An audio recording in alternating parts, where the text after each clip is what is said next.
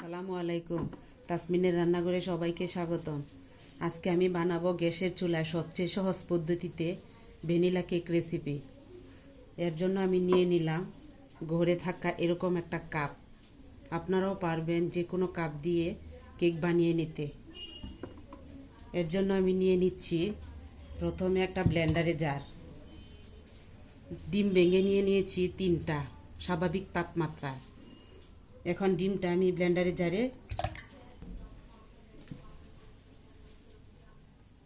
দিয়ে দিচ্ছি 1 কাপ চিনি। আপনারা চাইলে হাফ কাপও দিতে পারেন। দিয়ে দিচ্ছি 1 কাপ সয়াবিন তেল। সবগুলো আমি একসাথে 2-3 মিনিট থেমে থেমে বিট করে নেব। আমার বিট করা হয়ে গেছে। এখন এর মাঝে আমি শুকনো উপকরণগুলো অ্যাড করে নেব।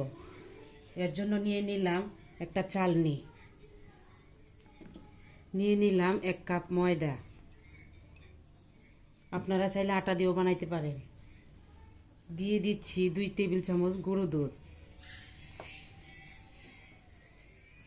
সামান্য লবণ, 1 টেবিল চামচ বেকিং পাউডার। এখন সবগুলো আমি একসাথে ভালো করে চেলে নেব।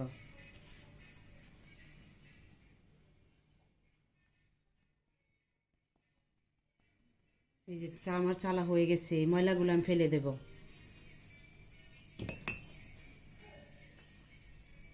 এখন একটা হ্যান্ড বিটার দিয়ে আমি ভালো করে বিট করে নেব।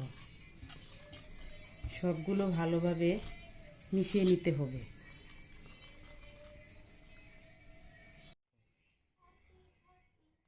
এখন দিয়ে দিচ্ছি 1 চামচ ভ্যানিলা এসেন্স, দিয়ে ভালোভাবে মিশিয়ে নিয়ে নিচ্ছি।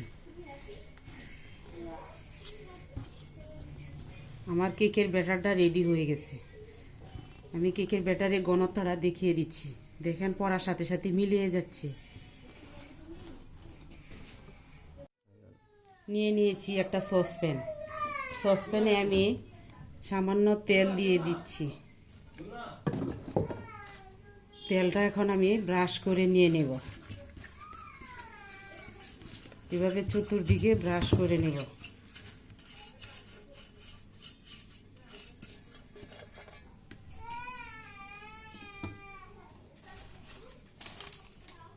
সসপ্যানের তলানি মাপে আমি কাগজ কেটে নিয়েছিলাম, কাগজ দিয়ে দিচ্ছি।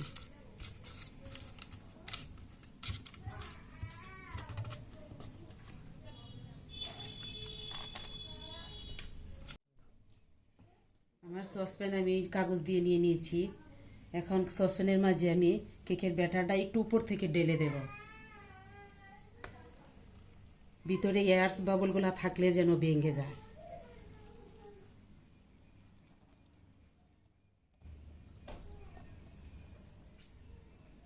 কেকের ব্যাটার আমার ডালা শেষ। এখন আমি এভাবে কয়েকবার জাকিয়ে নেব, ভিতরের এয়ার বাবলগুলো যেন ভেঙে যায়। চুলায় আমি একটা বড় সাইজের পাতিল বসিয়ে দিলাম। বসিয়ে দিয়ে ভিতরে আমি এভাবে কাগজ বিছিয়ে দিচ্ছি,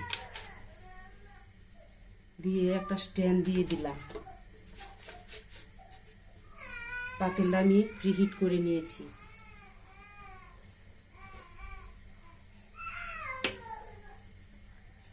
স্ট্যান্ডের মাঝ বরাবর আমি কেকের দিয়ে দিলাম সসপ্যানটা।